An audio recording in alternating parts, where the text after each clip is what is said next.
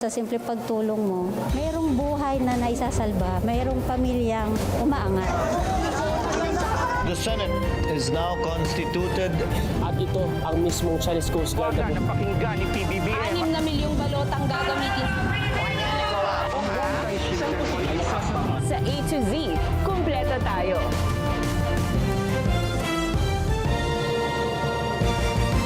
Luzon, Visayas, Mindanao at buong mundo. Ngayon ay Biyernes, January 16, 2026.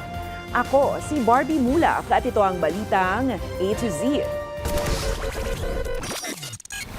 Panibagong kasong graft laban kay ex-Senator Bong Revilla matapos ireklamo ng Ombudsman kaugnay ng umano'y ghost flood control project sa Bulacan.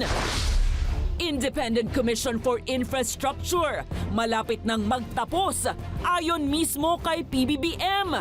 Wala pang kalahating taon mula nang mabuo. Ex-Congressman Arnulfo Teves absuelto sa 2019 murder case. Mga lugar malapit sa Bulkang Mayon at Canlaon pinaghahanda sa banta ng lahar bunsod ng bagyong Ada. DPWH nag-inspeksyon na sa Bicol at Quezon para sa ikinakasang major rehab ng pinakamahabang highway ng bansa. Tondo Church, todo handa na para sa unang pista ng Santo Niño matapos itong italagang minor basilika. At sa showbiz, Blackpink member Jennie sumakay sa TikTok trend sa pag-welcome sa kanyang bagong dekada.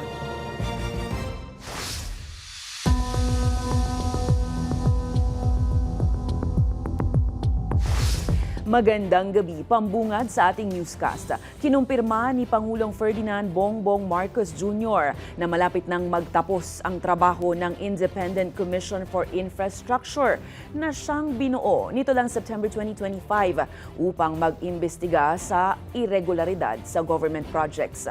Samantala, nangako naman si dating DPWH Secretary Manuel Bonoan na babalik siya sa Pilipinas sa Pebrero para harapin ang investigasyon sa flood control anomalies. Ayon yan kay Philippine Ambassador to the US, Jose Manuel Romualdez. Ang balitang A to Z ni Ace Cruz. Hindi nagtatago at nasa California, USA si dating DPWH Secretary Manuel Bonoan. Ayon yan kay Philippine Ambassador to the United States Jose Manuel Romualdez na makausap niya sa teleponong dating kalihim. Ayon kay Romualdez, hindi nakauwi ng bansa si Bonoan noong Disyembre dahil naurong ang schedule ng operasyon ng kanyang misis. Huwebes nang sabihin ni Ombudsman Jesus Crispin Remulla na overstaying na ang dating kalihim sa Estados Unidos at pwede na itong mapadeport sa Pilipinas. Ayon kay Romualdez, ipinangako ni Bonoan na babalik siya sa bansa sa February 15. Isa si Bonoan sa inisyuhan ng sabina ng Blue Ribbon Committee ng Senado para sa pagdinig sa Lunes, January 19. Nais ng komite na linawin ang impormasyong nakalat ni Senador Panfilo Lacson na nagsumiti si Bonoan ng maling data ukol sa lokasyon ng ghost flood control projects para guluhin ang investigasyon. Ayon kay Senate President Vicente Soto III, kabilang din sa ipatatawag ng komite ay sina resigned Congressman Saldico, dating Deputy Undersecretary Trygib Olivar, COA Commissioner Mario Lepana, negosyanteng si Maynard Ngu at 7 iba pa. Sakaling hindi sila sumipot sa pagdinig, ay posibleng ipasite in contempt ng komite at maglabas ng arrest order laban sa kanila. Samantala, kinumpirma ni Pangulong Ferdinand Marcos Jr. na malapit nang magtapos ang Independent Commission for Infrastructure o ICI. Ito'y 4 na buwan matapos buuin ng komisyon para imbestigahan ang government infrastructure projects sa nakalipas na dekada. But they really are coming towards to the end. Lahat ng kailangan imbestigahan na nila. Maybe there are 1 or 2 other loose ends that they have to clear up. Ayon sa mga kritiko ng ICI, kulang ang kapangyarihan nito para mag-imbestiga at magsampa ng kaso laban sa mga sangkot sa korupsyon sa infrastructure projects. Mula sa 3 commissioners, 2 ang nagbitiw na sa ICI. Gate ng Pangulo, oras na may pasa na ng ICI ang resulta ng investigasyon nito ay DOJ at Ombudsman na ang tututok dito. Para sa balitang A to Z, Ace Cruz. Naharap muli sa panibagong reklamong draft si dating Senator Ramon Bong Revilla Jr. kaugnay naman ngayon ng 92.8 million peso Ghost of Flood Control Project sa Pandi, Bulacan. Ngayong Biyernes nga ay formal nang nagsampa ang Office of the Ombudsman ng kasong malversation at graft laban kay Revilla.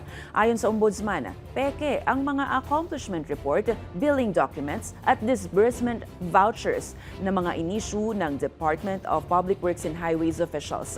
Humihiling din ang Ombudsman ng warrant of arrest at hold departure order laban sa mga akusado.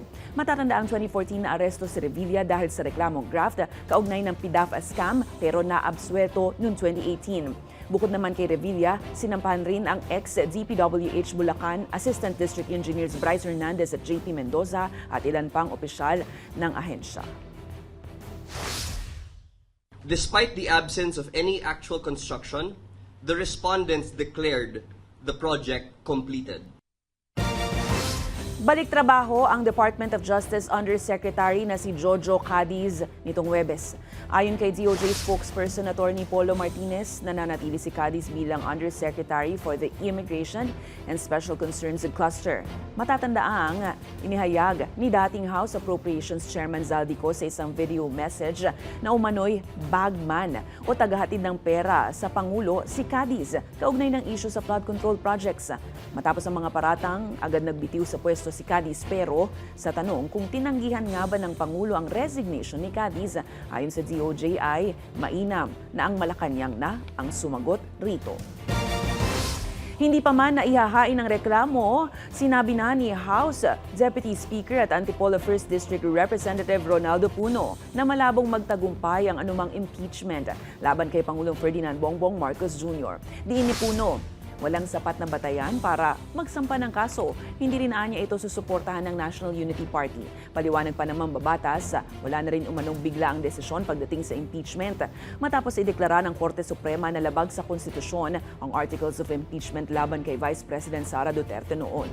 Kaya lahat ng susunod na impeachment complaint niya ay daraan na sa mahabang proseso, kabilang ang mga pagdinig ng House Committee on Justice.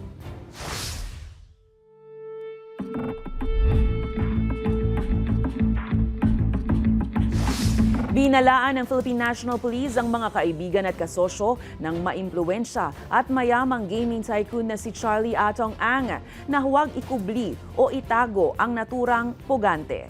Giit ng kapulisan, posibleng maharap sa reklamong kriminal ang sinuwang tutulong kay Ang. January 16, nadagdagan pa ng bagong arrest warrant si Ang na inilabas naman ngayon ng Batangas Court, kaugnay pa rin ang kaso ng mga nawawalang sabungero.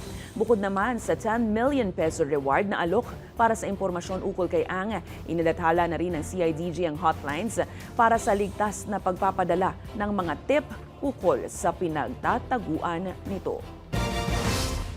Magkahalong pag-asa at pag-aalinlangan ang nararamdaman ng mga pamilya ng mga nawawalang sabungero ngayong may arrest warrant na para kay Charlie Atong Ang.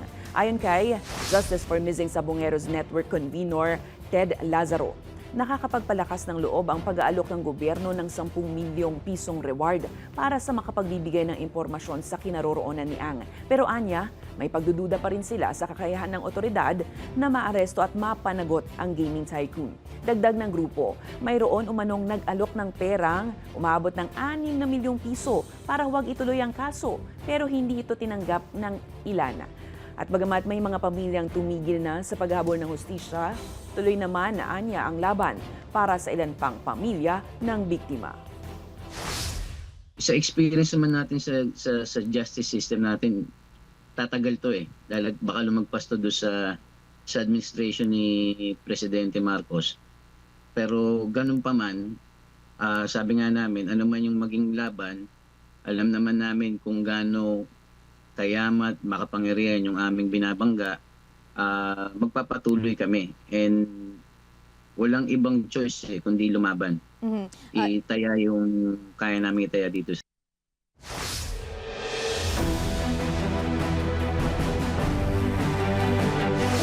Personal na tinungo ni Public Works Secretary Vince Dizon ang Maharlika Highway ngayong Biyernes, January 16 para sa ikinakasang malawakang rehabilitasyon nito.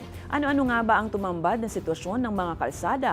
May balitang A to Z mula sa Bicol Region, si Naomi Almohano. Aalog-alog. Nalulubog sa butas. o di kaya na may nasa-stuck sa bako-bako. Ilan lang yan sa mga dinaranas ng mga biyahero at mga sasakyan tuwing dadaan sa mga bahaging ito ng Maharlika Highway, bandang probinsya ng Quezon at Bicol. Sa katagalan kasi, nasira ng ilang bahagi ng kalsada dahil din sa iba't ibang bigat at klase ng dumaraang sasakyan at pabago-bagong panahon. Tinatayang 16 na bilyong piso ang ilalaang pondo para sa rehabilitasyon ng Maharlika Highway, ang pinakamahabang road network sa bansa na binabagtas ang Luzon hanggang Mindanao. Ayon kay Dizon, hindi pa ito sumasailalim kailanman sa major rehabilitation, magmula nang natapos ito noong dekada 70. Natapos ang mahigit 3,000 kilometrong highway na ito sa panahon ng rehimeng Ferdinand Marcos Sr. Sa barangay Kanda, Ilaya, Lopez, Quezon, naunang ininspeksyon ng kalihim. Pinunan niya ang natenggang konstruksyon ng Lopez Viaduct. Apparently, 2022 pa ito nagsimula, pero isang example to ng mga project na tingi-tingi ang pagpopondo. Out of the total 2.5 billion, parang 1 billion pa lang ang nare-release nito. Binabaha na rin kasi ang mga kalsadang ito dahilan para maperwisyo ng ilang dekada ang mga residente. Gaya na lamang ni Ryan, 37 taon nang tinitiis ang baha at ingay ng traffic dahil sa sira-sirang kalsada sa barangay Binutasan, Calawag, Quezon. Lumabak po doon, magta-traffic po. Sa-traffic po siya. Ayos lang po yung, pag sobrang lakas na po ng ulan, yung galing pong bundok, tawid po sa amin yung tubig. Gawa po ng barado po yung kanal. Naging accident-prone area na rin aniya ang kalsada dahil din sa disenyo nito. Habang sa barangay Kabasag del Gallego, Camarines Sur, ramdam ang uga ng kalsada sa tuwing may daraang mga sasakyan, lalo na kapag truck. Matatanda ang umani ng batikos online ang pagtatapal ng DPWH Region 5 sa boundary ng Tabugon, Santa Elena, Camarines Norte at Ragay sa Del Gallego, Camarines Sur ilang araw matapos i-anunsyo ni Dizon ang inspeksyon na gagawin sa Maharlika Highway. Medyo okay na ngayon. Kasi ilang araw na nag-ayos. Ay, hindi naman yung ganun ang ayos na gusto natin. Yun na nga eh. Siguro hindi yun ang gusto nyo, di ba? Sa bahaging ito naman ng Camarines Sur, halos wala ng paglagyan ng butas sa kalsada. Dahil sa mga ito, ipinag-uutos ni Dizon ang pagpapatigil ng anumang konstruksyon sa mga nasabing kalsada. I'm absolutely sure that's all palliative. Yes, sir. Di ba? Na-flag din namin sir lahat ng So let's put everything on hold and we will do holistically na rin yung Maharlika. Yes, sir. Kasi that's all Band-Aid for sure. Wala pang eksaktong petsa ng simula ng malawakang rehab pero pagtitiyak ni Dizon, hindi na ito makukurakot at lalong hindi na aniya matitenga pa. Para sa balitang A to Z, Naomi Almojano, Bicol Region.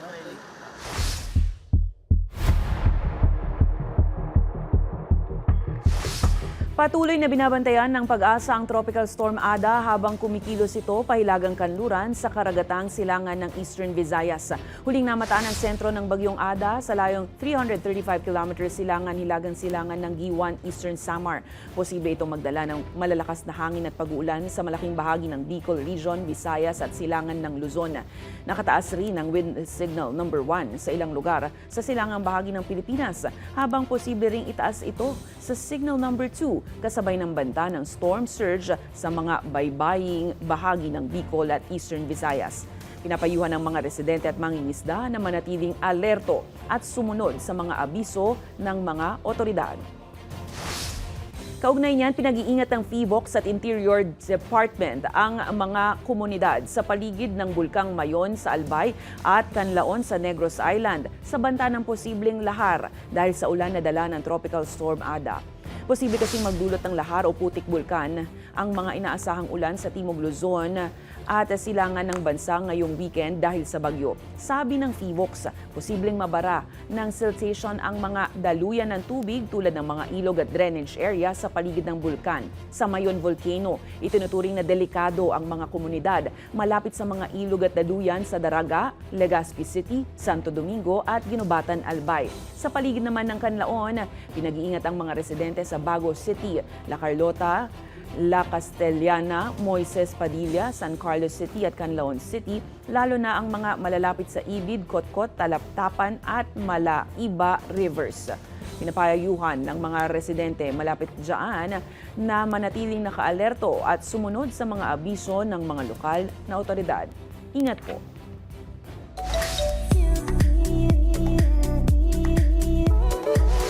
May bagong Lara Croft, ang bagong henerasyon, at gaganap dito ay walang iba kundi ang aktres na si Sophie Turner. Ipinasilip nga ng Amazon, MGM Studios ang first ever first ever look ng dating star ng Game of Thrones series bilang bagong bida ng reboot ng seryeng Tomb Raider. Turn na nga ni Sophie Turner para sa iconic character na unang ginampanan sa big screen ni Angelina Jolie taong 2001 at muli ni Alicia Vikander sa movie reboot taong 2018. Ang upcoming live-action Prime Video TV series ay nakabase sa video game na Tomb Raider na nakasentro sa mga adventure at discoveries ng bida nitong archaeologist na si Lara Croft. Sa ating pagbabalik, ex-Congressman Arnulfo Teves Jr. na absuelto sa 2019 na murder case. Makakalaya na nga ba? At Tondo Church, todo handa na sa pagdagsa ng mga deboto para sa unang pista ng Santo Niño matapos itong italagang minor basilika. Abangan ang kumpletong ulat sa pagbabalik ng Balitang A to Z.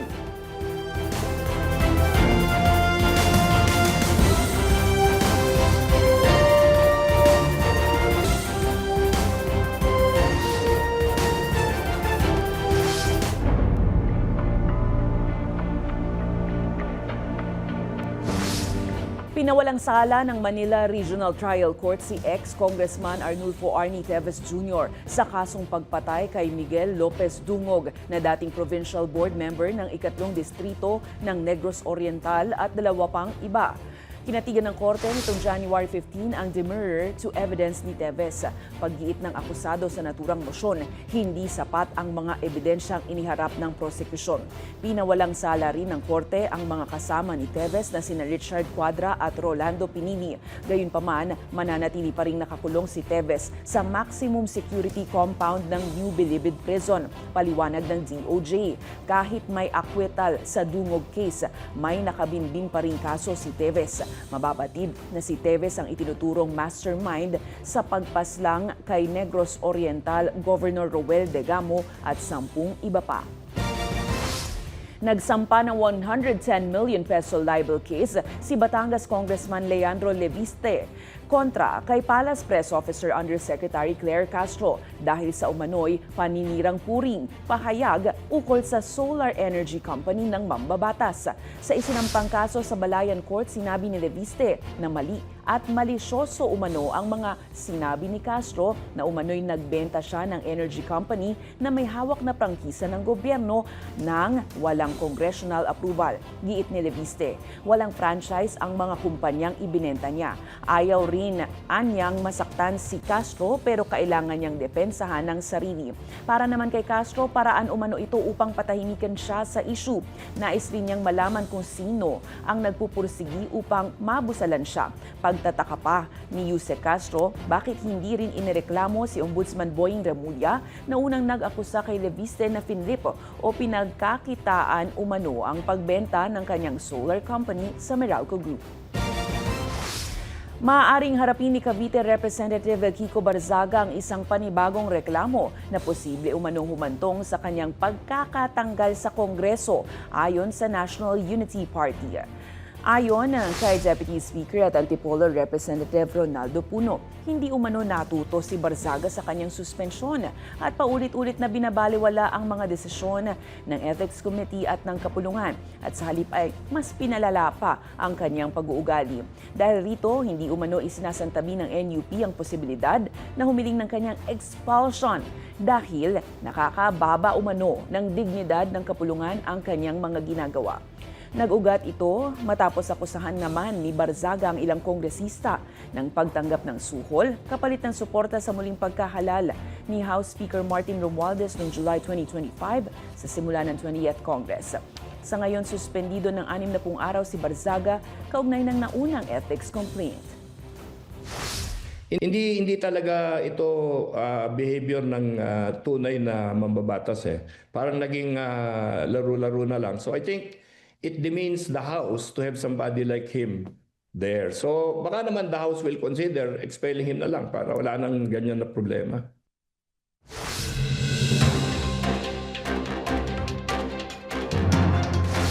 Sinabi ng Korte Suprema na nagbayad na ng 30,000 pesos na multa si dating National Task Force to End Local Communist Armed Conflict spokesperson Lorraine Badoy dahil sa kanyang naging pagbabanta sa isang Manila court judge noong 2022. Nag-ugat ito sa banta ni Badoy na bobombahin umano ang opisina ng isang judge na nagbasura ng petisyon sa pagdedeklarang terorista sa CPP-NPA.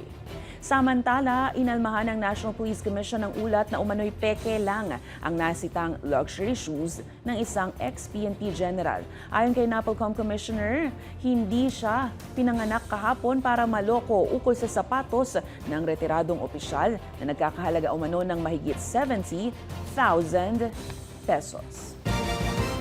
Sa ibang balita, ipagdiriwang po ngayong darating na linggo, January 18, ang isa sa mga pinakamasayang kapistahan sa bansa, ang Pista ng Santo Niño. Sa Tondo Church, Maynila, puspusan na ang paghahanda. Lalo't ito ang unang pista magmula ng ideklarang minor basilika ang simbahan.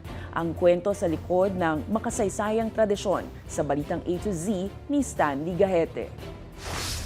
Isang linggo matapos ipagdiwang ang pista ng itim na Nazareno, kaliwat kanan na rin ang paghahanda naman ng mga deboto para sa selebrasyon ng pista ng Santo Niño. Mula Sinulog sa Cebu hanggang sa Maynila, ang laking tondong si Dave, higit 3 dekada nang naniniwala sa milagro ng Santo Niño. Naniniwala rin kasi ako na bilang kami mga kabataan nung araw na ang Santo Niño, ang ating Panginoong Hesus ay naging bata rin minsan. Nagsimula ang pagkolekta ni Dave ng mga santo simula 2005 habang nakompleto niya ang Holy Family kasama ang Santo Niño noong 2018. Mayroon din siyang custom-made na imahe ng Santo Niñong natutulog na tila nagpapahinga matapos ang pista. Para kay Dave, ang isa sa pinakamalaking milagro sa buhay niya, Yun, nagkaroon ako siguro ng 2 mabubuting anak na hanggang ngayon nakasama ko na nagdidibosyon sa mahal na poong Santo Niño. Taong 2019 nang magsimula namang mag-alay si Dave ng pilak na korona at accessories sa Santo Niño de Tondo. Makasaysayan ang Santo Niño sa Tondo na siyang patron ng kauna-unahang parokya sa Luzon. Dumating ang noon na si Miguel Lopez de Legazpi taong 1569 kasama ang mga misyonerong Agustino. Ang imahe ng Santo Niño ito ang pinaniniwalaan na iniregalo ni Miguel Lopez de Legazpi sa mga sinaunang tao na dinatnan niya rito sa Tondo. Nitong November 11, 2025, idineklara ng Santo Papa bilang isang minor basilika ang Archdiocese and Shrine of Santo Niño de Tondo. Simula ngayong Sabado, January 17, tuloy-tuloy na ang misa mula alas 3 ng hapon hanggang alas 11 ng gabi ng linggo na tinatawag na 33-hour Mass. Ang debosyong ito ay buhat sa 33 taong inilagi ni Jesus sa lupa bago siya ipinako at namatay sa krus. Ang panalangin ng mga deboto ngayong pista ng Santo Niño, maging mapayapa po yung ating kapistahan at nawa po isabuhay natin yung pagiging bata ng ating Panginoon. Para sa mga deboto, ang Santo Niño ang nagsisilbing buhay na patotoo sa lahat ng pinagdaanan ng bansa at simbolo ng pagpapala ng Diyos mula noon hanggang ngayon. Para sa Balitang A to Z, Stanley Gahete. Susunod sa showbiz, Jennie ng Blackpink, bagong era na. At Paolo Benjamin ng bandang Ben and Ben, ikinasal na. Celebrity Ninong at Ninang, kilala nyo ba? Diyan lamang po kayo magbabalik ang Balitang A to Z.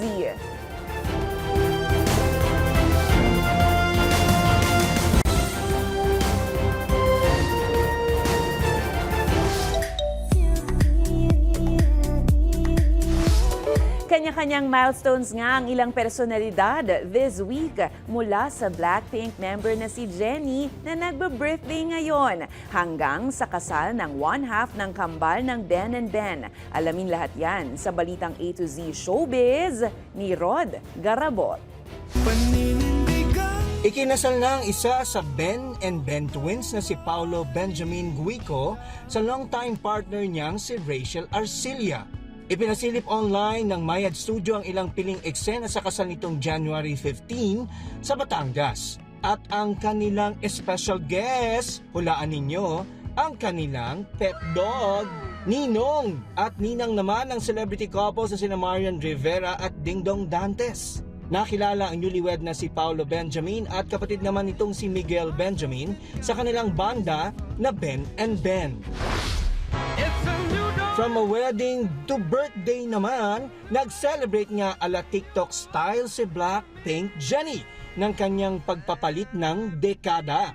Although very young looking pa rin, ang K-pop star proud na ibinahagi online na siya na ngayon ay 30 na. Pero kid at heart pa rin si Jennie dahil ang kanyang cake team ay ang cute Sanrio character na si Cinnamon Roll.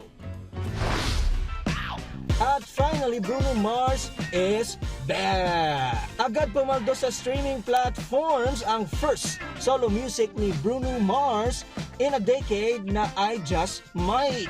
According to Billboard, 14 million streams agad. Ang kanta sa unang 4 na araw na sure pasok sa Hot 100 na charts next week. Tila na-excite naman ang fans dahil sinoundtrip din nila ang iba pa niyang songs. But worry no more dahil sa Feb 27 ay mapapakinggan na ang kanyang brand new comeback album ni Bruno Mars na The Romantic. Para sa balitang A to C Showbiz, Rod Garabon. Kung kayo po ay may kwentong kakaiba, mga kwento ng pag-ibig o storya ng inspirasyon at pag-asa, maaari itong ibahagi. Sumali sa ating Facebook group na Balitang A to Z. Panoorin ang replay ng ating programa at sundan ang ating social media pages sa napin ng Balitang A to Z.